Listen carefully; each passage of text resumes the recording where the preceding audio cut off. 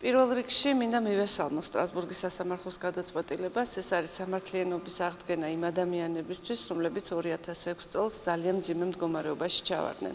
თქვენ გახსოვთ ალბათ, რომ 2006 წელს, როდესაც ემბარგო გამოაცხადა რუსეთმა, ამის შემდეგ იყო ჩვენი მოქალაქეების გამოსახლება, ასე ვთქვათ, გამოძევება რუსეთიდან.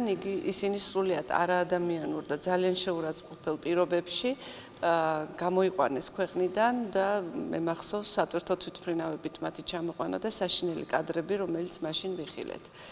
ამ ყველაფერს დასაკვირველია ქონდა პოლიტიკური სარჩული მაშინ 2006 წელს. 2007 წელს საქართველომ შეიტანა სარჩელი სტრასბურგის სასამართლოში და ეხლა დამთავრდა ეს პროცესი და რუსეთის ფედერაცია დადანაშაულებული იქნა სტრასბურგის სასამართლოს მიერ ევროპული კონვენციის მრავალი მუხლის დარღვევაში. და თქვენ მართალი ბრძანდებით საქართველოს და რუსეთის იუსტიციის სამინისტროებმა უნდა მოილაპარაკონ იმ ფულადი კომპენსაციის შესახებ, რომელიც სასამართლომ დააკისრა რუსეთს საქართველოს სასარგებლოდ, საქართველოს დაზარალებული მოქალაქეების სასარგებლოდ გადასახდელად.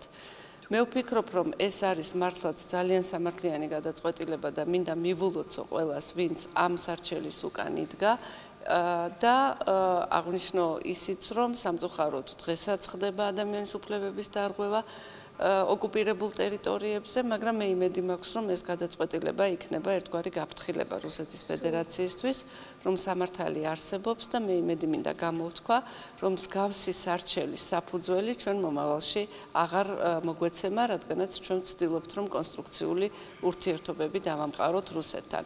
იმ შემთხვევაში, თუ კი რომელიმე მხარე, რომელიმე ვალდებულებას არ ასრულებს სასამართლო გადაწყვეტილების შემდეგ, არსებობს გარკვეული პროცედურები, რომელიც იქნება ამოქმედებული ამის შემდეგ თავად სასამართლოს მიერ. ყოველ შემთხვევაში მე მგონია, რომ შემდეგი განვითარება იქნება ასეთი.